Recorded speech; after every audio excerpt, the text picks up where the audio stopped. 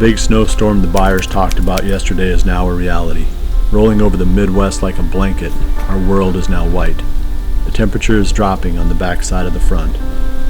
Mike Reed meets this new reality by heading to one of his best stands, the one he calls the graveyard set, a spot where he expects to encounter his number one buck.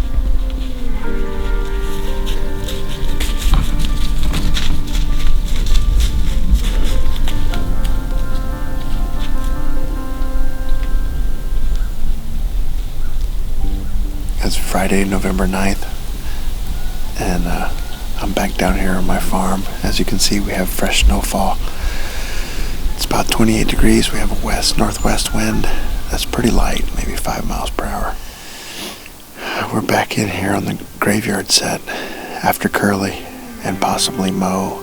I haven't been here the last 2 days. I was working, and we've already seen 3 bucks this morning, so it's really quiet. It's fun to hunt a fresh snow on November 9th, and we're hoping for some good activity.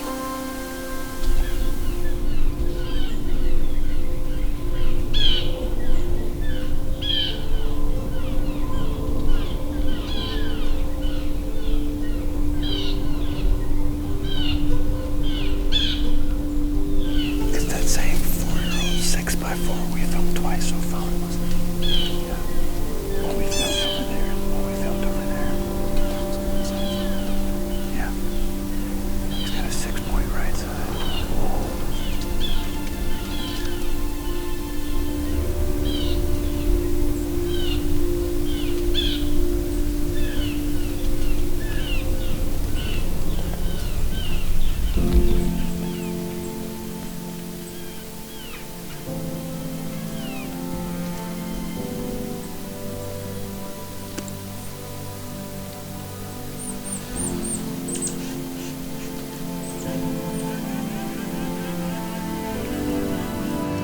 It's about 10 o'clock, and we're going to wrap up the hunt here. One of my Louisiana buddies who's been up here all week hunting shot a buck this morning. So this morning was really good the first couple of hours. The last hour has been really slow. We haven't seen a deer.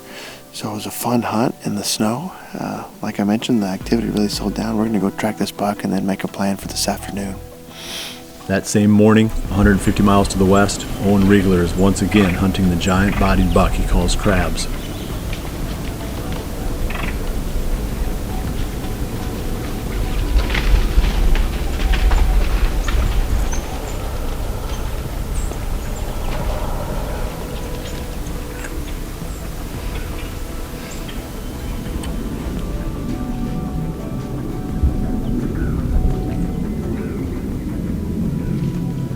Well, guys, we had a decent sit this morning. We saw a few bucks and a few does. Maybe probably a best buck was a 3-year-old, I think.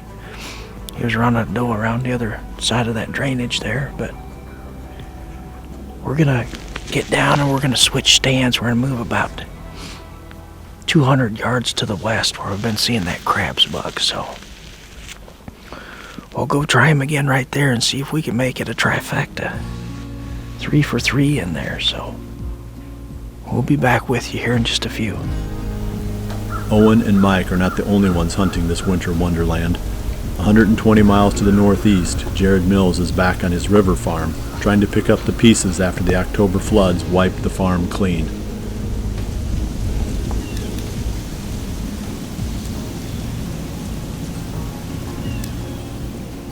Alright, well that's gonna do it.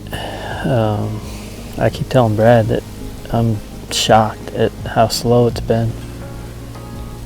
I just feel like if this was last year and we were in this spot on November 9th with these conditions, I just think that we would have had an incredible hunt, but for some reason they just don't seem to be in here like they were last year. I don't know if it's the flood. I mean, if you look down, you can see a lot of the vegetation is still laid over, so they're not bedding in here as much. There's just not as much ground cover.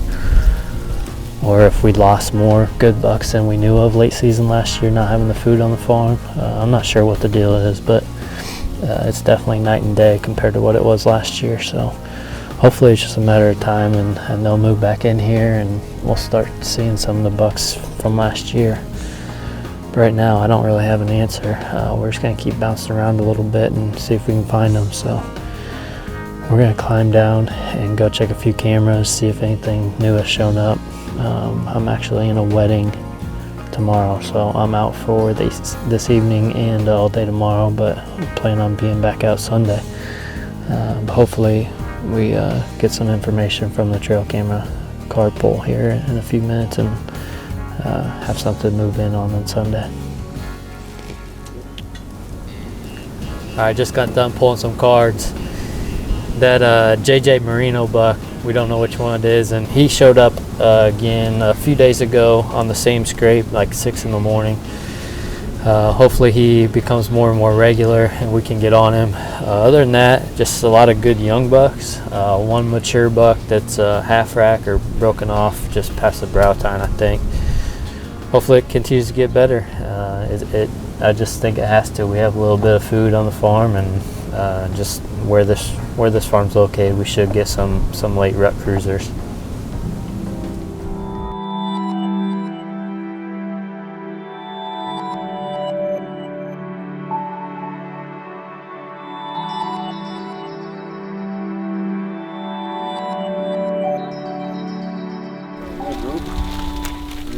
Don't you think? How big is Yeah. this inside of this? You can put that in that bag you got. 6 bucks. Little buck. That little buck just ran through right there. There he goes. That afternoon, Mike Reed heads back to the same stand he hunted in the morning.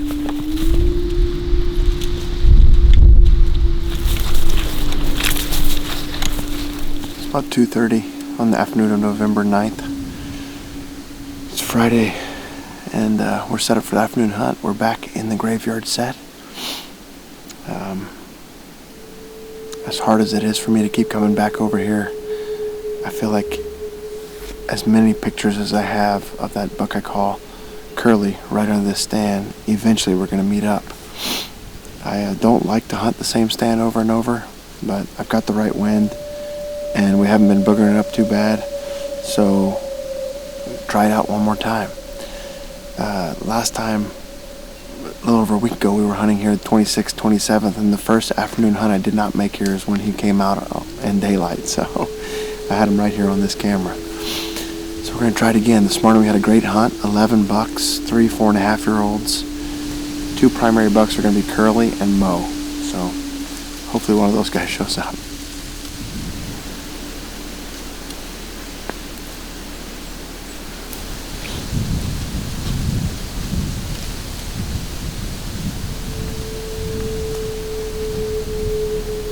As Mike waits for the evening movement to start, Owen Reigler decides to sit out the high winds in a redneck blind only a short distance from the stand where he's been hunting crabs.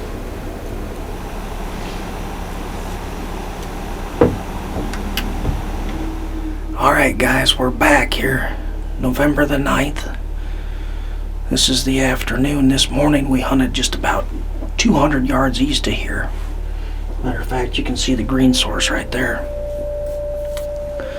We're just on the other side of that walnut tree where we've been hunting that crabs buck. He's been feeding right there, not far from here. So the winds are gusting about 25 or 30 this afternoon, so we decided to go to this redneck. I thought we might get some swirling winds, so we do pick up one more little funnel if they come down this tree line where we opened up that fence gap right there.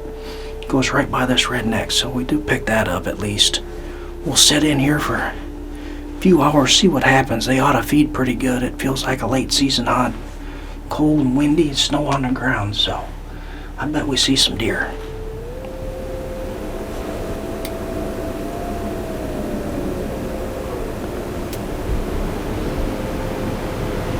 Man, he's a pretty buck, isn't he? Yeah. It's cool. I think this is interesting. That buck out there is the same buck Max and I filmed here about 4 or 5 days ago.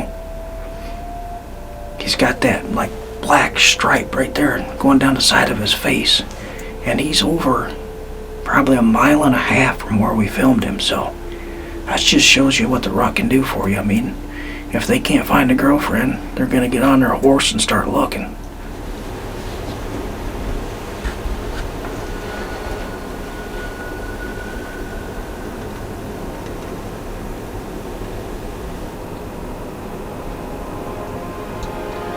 10 yards from the walnut, okay. Yeah, explain that one. Exactly.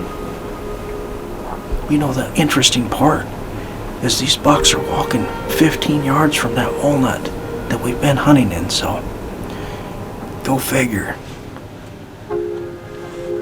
Hopefully Krabs doesn't do that same thing, or I'm gonna dive out of this redneck head first.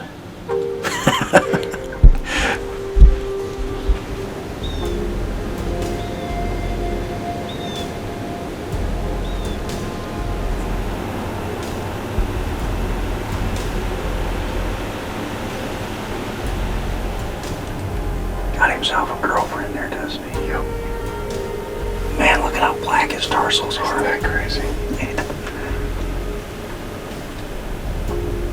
That toe going up that ravine. What's that toe doing? Here he is, and come out and touch her around a little. Coming in on this side.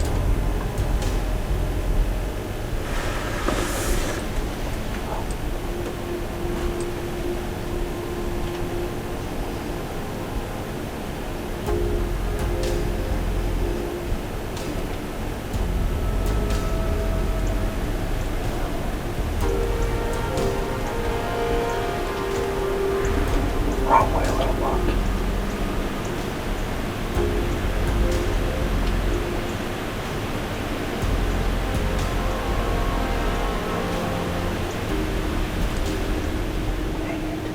As the field in front of Owen clears, we rejoin Mike Reed at the graveyard set as the buck he has been after all season finally appears.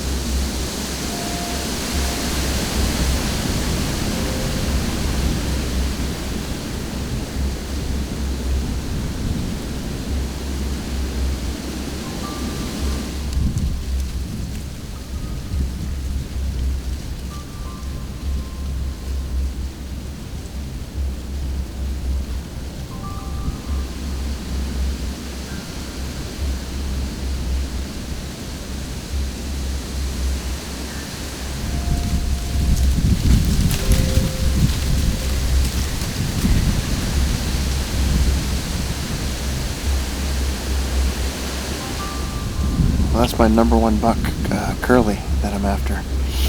It's our first time we lay eyes on him this year, and the wind got us. He came in the one spot I couldn't get a shot, so I needed the doe to go to the north of us to make it easy on me.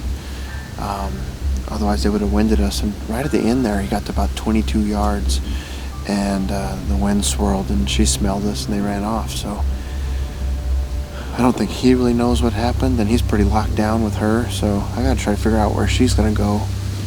At least he's in my central timber here, and he'll probably be there the next couple days, so we'll just keep, I don't know, I'll have to game plan and see if I can figure out a safe way to hunt him and hopefully have him come by us again. Good encounter, disappointing way for it to end, but close.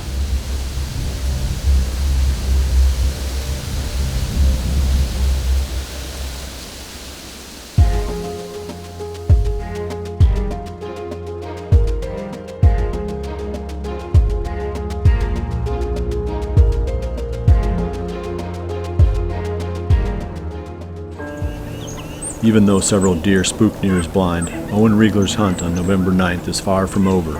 In fact, it is just getting started. That big buck and his doe, they just ran out because we had 2 does get bumped by a buck up this fence line. And these other deer could hear that. They spooked and all ran off. Just bad luck there. There's not much you can do about that. It's the rut. Could just as easily be good luck and they could run this way. So Max just saw the crabs buck out on this side as well. So we didn't get to film it, but hopefully he'll come this way. It's like the other night.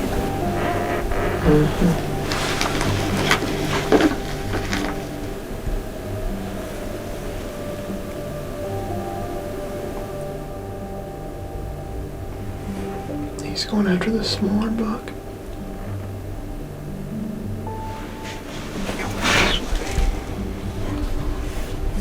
Yeah. Get the window open.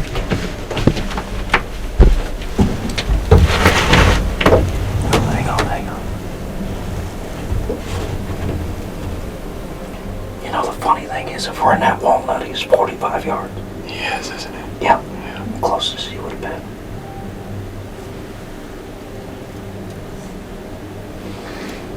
He's gonna do what he did last night. When he gets done, he's gonna walk west, I bet you. Yeah.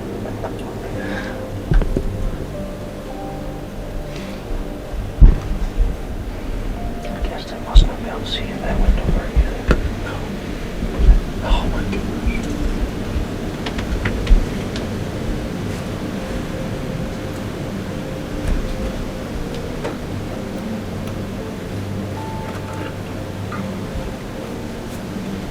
Get this window.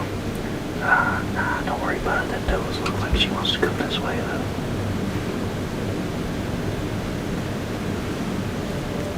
Here he comes.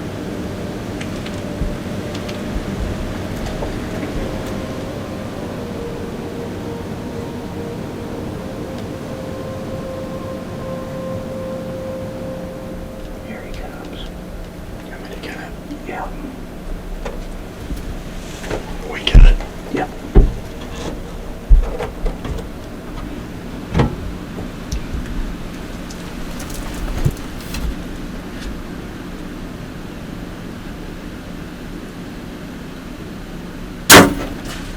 Oh God, don't just know this say.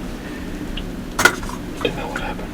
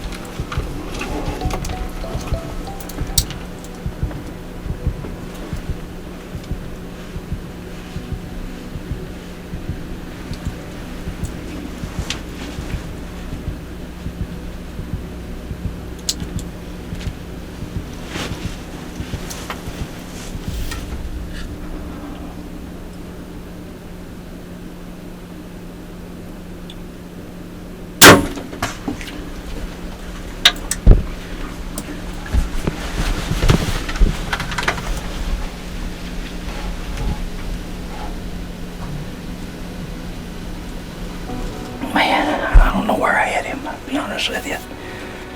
That first shot, he was standing just perfect, and I just started putting pressure on my trigger, and he turned. And I don't know, couldn't quit putting pressure on the trigger quick enough, and he turned, and I must have shot right beside him. I couldn't tell, and he was standing there right at that scrape right there. It felt good when it went off, and I couldn't see that arrow hit, so I don't know. It made a heck of a thump. But we'll have to watch it back and see. I have no idea. Hopefully we got him.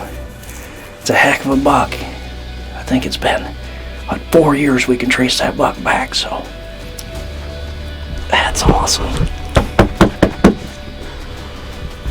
Alright guys, we ran back and got the camera light.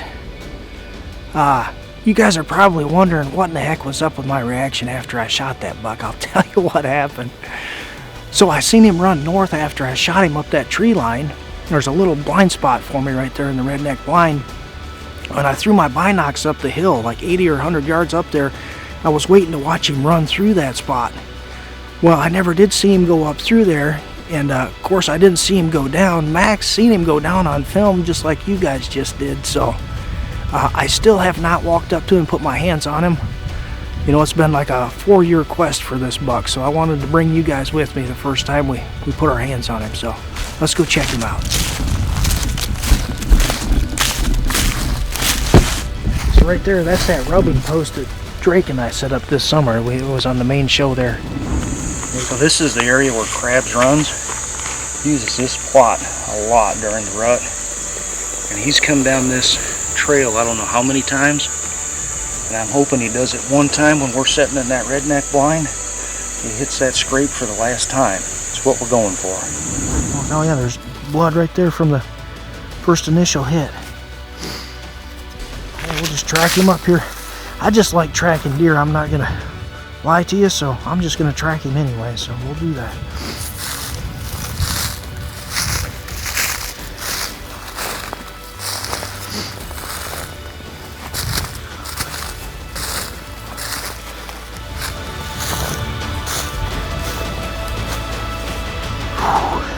That's a giant, guys. Let's go put our hands on him.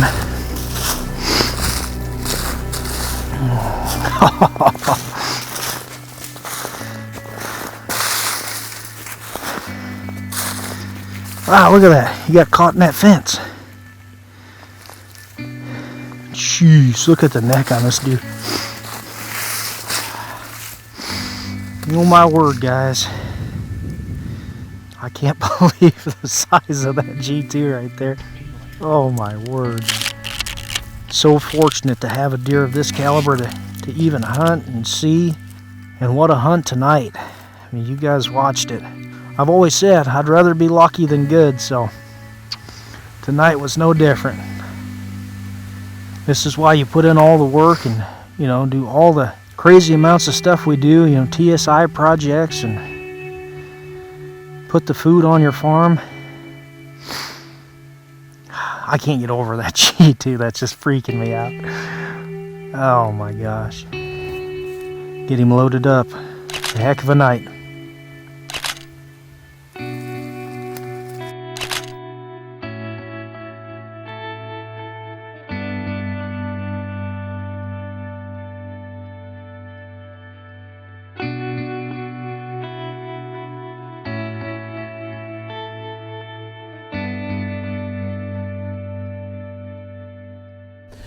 Hopefully it continues to get better.